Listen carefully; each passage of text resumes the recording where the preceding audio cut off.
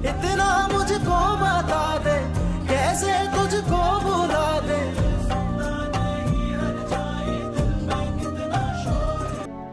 उरूसा बाजी, milk shake बना दे कि ज़ैनब बाजी के लिए? क्यों, तुम कहाँ जा रही हो? बेगम साहिबा के पास उनकी डांट खाने के लिए। वो क्या है ना, आजकल मेरा बिल्कुल भी दिमाग काम नहीं करता। उन्होंने मुझे कुछ कपड़े इस्त्री करने के लिए दिए थे और लो जी मैं भूल गई। ठीक है, तुम जाओ कपड़े इस्त्री करो, मैं बना देती हूँ।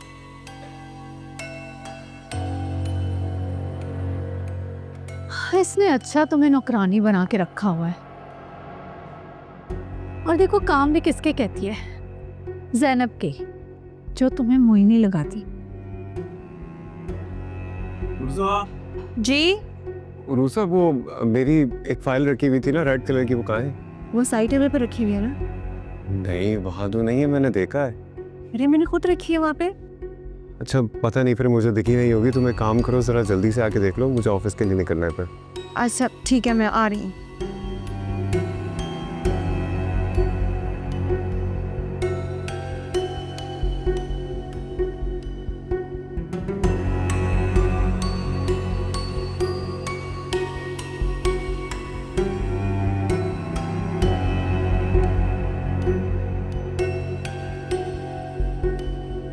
सुनो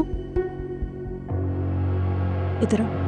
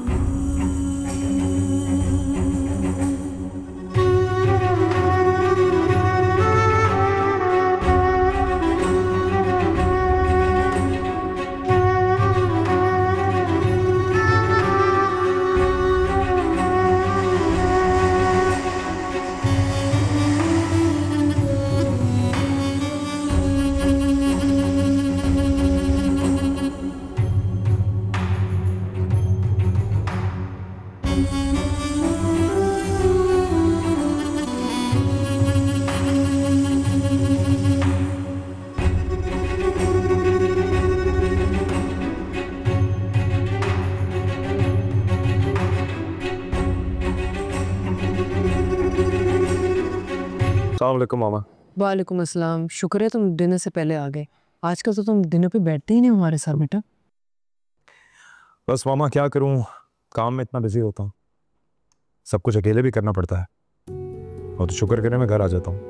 बेटा अपने आप को ओवरबर्डन मत करो, बीमार पड़ जाओगे। डोंट वरी मॉम, इसमें ऐसी कोई बात नहीं है। डैड भी तो इतना काम करते थे, कभी ऐसा हुआ कि वो ओवरबर्डन हो गए? ज़ैनब कहाँ है? कमरे में। जी वो सो रही है शाम से। अच्छा,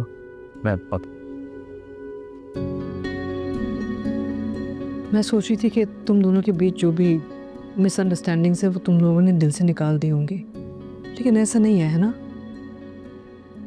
मेरे दिल में ऐसी कोई बात नहीं है मामा। मैं बच्ची नहीं हूँ और अंधी भी नहीं हूँ, देख सकती हूँ कि तुम दोनों के एटीट्यूड क्या है एक दूसरे की तरफ। मैं तो उनसे बात भी नहीं करता अब। वो भी तुमसे बात नहीं कर रहा ना, और तुम दफ्तर भी नहीं जा रहे। क्या करूं मैं दफ्तर जाके? भाई संभाल तो रहे हैं सब, एंड फ्रैंकली स्पीकिंग अब मेरी उस ऑफिस में कोई जगह नहीं है। क्या बनेगा?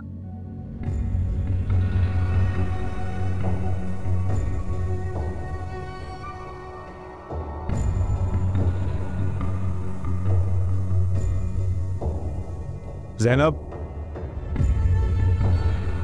ज़ैनब उठ जाओ। ज़ैनब उठ जाओ। अच्छा मैं खाना खा लो, उसके बाद सो जाना फिर से। गेट अप, उठो, मैं चेंज करके आ रहा हूँ, जल्दी उठो।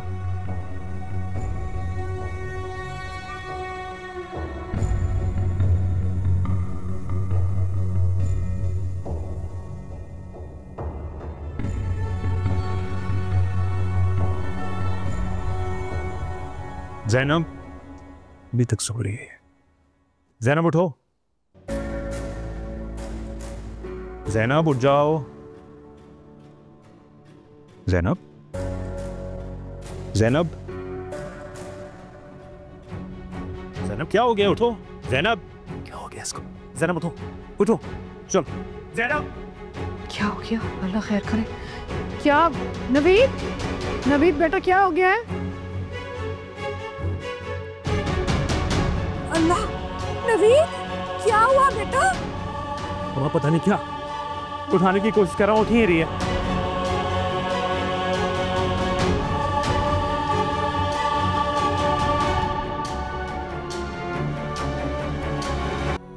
डॉक्टर। डॉक्टर साहब जी।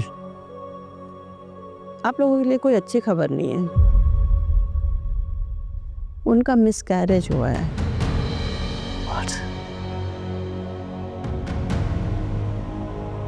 I am sorry.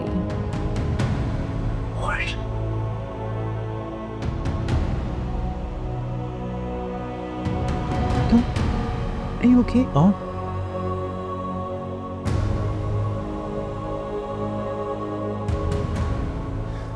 ओके पापा, परेशान मत हो, सब ठीक हो जाएगा।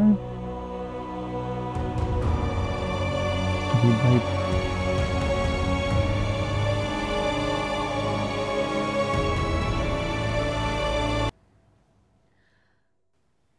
जैनब बेटा, अब तबीयत कैसी है तुम्हारी?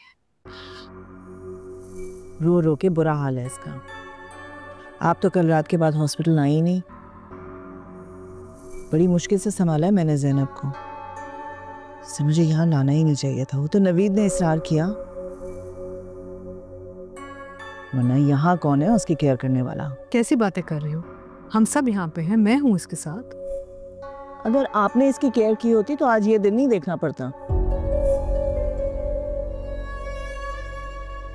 मैं तो पहले ही डर रही थी, रोक रही थी कि इसे मत लाएं यहाँ। इस हालत में अपने घर की सियासत से इसे दूर ही रखें। क्या कहना चाह रही हो? किस चीज का इल्जाम लगा रही हो हम पे? उम्मीद वो क्या हो? आमना सोच रही है कि ये सब कुछ हमारी वजह से, हमारी गलती है। अस्मा, ज़ैनब की ब्लड रिपोर्ट में ये है कि इसको कोई ऐसी चीज दी गई है जिससे बच्चे को रिएक्शन हुआ है। वो डॉक्टर्स ने कहा है कि इसने कुछ टॉक्सिक खा लिया है, जिसकी वजह से इसका मिसकैरेज हुआ है। कैसी बातें कर रही हो तुम? यही तो थी, इन्होंने दिया है वो मिल्क शेक। जी? मुझे लगता है कि वो जो मिल्क शेक था उसी में कोई ऐसी चीज थी जिससे ये सब हुआ है। अल्लाह की कसम, मैंने कुछ नहीं किया। मिल्क शेक तो रूसा बाजी ने बनाया था। मैं तो बस सिर्फ लाने की गुनहगार हूँ।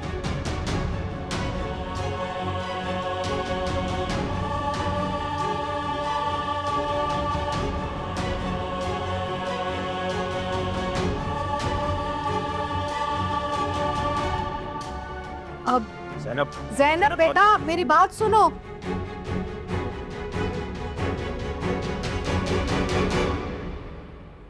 कॉफी। Thank you. टेस्ट करके बताएं कैसी है? It's good. ज़ैनब, क्या बदतमीजी है ये? हिम्मत कैसे हुई तुम्हारी रूसा को हाथ लगाने की? क्यों मारे तुमने मेरे बच्चे को? क्या क्या बिगड़ा? क्या पागल हो गई हो यार? क्या है ये सब? हो गई हूँ मैं पागल। इसने कत्ल किया मेरे बच्चे का। क्या बकवास कर रही हो ये तुम?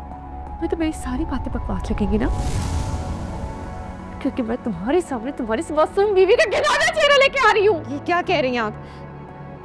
असल मैंने कुछ नहीं किया। चुप कर लो तुम। एक नंबर की झूठी और मक्कार हो। मुझे बच्चे का कत्ल किया। इनफ। अब एक लफ्ज भी और मत कहना, वरना मैं ना। क्या करोगे तुम? हाँ, क्या करोगे? इस लड़की की वजह से हमारी औलाद छिनी है हमसे, और तुम इसकी तरफदारी कर रहे हो।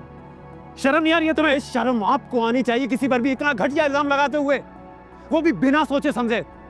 और मामा, आप खड़े खड़े ये सब कुछ देख रही हैं, कुछ नहीं कहेंगी आप इन्हें? मुझे लगता है ये एक बहुत बड़ी मिसअंडरस्टैंडिंग है। ये ऐसा क्यों करेगी? इसने जलन निकाली अपनी, नफरत दिखा रही है ये मुझे।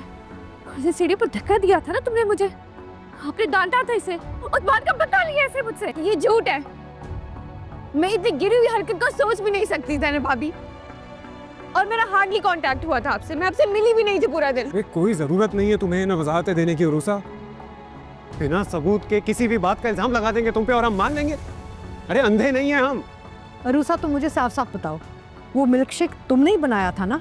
जी मैंने बनाया था क्योंकि बुशरा बिजी थी। हाँ तो क्या हो गया अगर बना दिया तो? उरूसा आपके लिए सबके लिए कुछ ना कुछ बनाती रहती है, दिन भर किचन में होती है। इसका मतलब ये नहीं है किसी को जहर दे देगी। बिल्कुल दे सकती है जहर ये, बिकॉज हमें उस पर बिल्कुल भरोसा नहीं है। We don't trust her. अच्छा प्लीज काम डाउन। अरूसा तुम मेरे साथ मेरे कमरे में चलो, मैं तुमसे बात करना चाह रही हूँ। क्यों बाबा, आप सोच सकती हैं ऐसे? ये दोनों तो हमेशा से ही अगेंस्ट हैं उरूसा के, और आज तो इन्हें मौका मिल गया इस पे इल्जाम लगाने का। असद, आप चाहती क्या है मामा? मैं उरूसा को सबके सामने कटहरे में खड़ा करने की इजाजत दे दूं इन्हें? ये इस घर का फर्द है, बीवी है मेरी, कोई मुजरिम नहीं है। मैं चाहती हूँ कि मैं इससे बात करूँ ताकि ये मामला सारा सॉर्ट आउट हो जाए। असद बस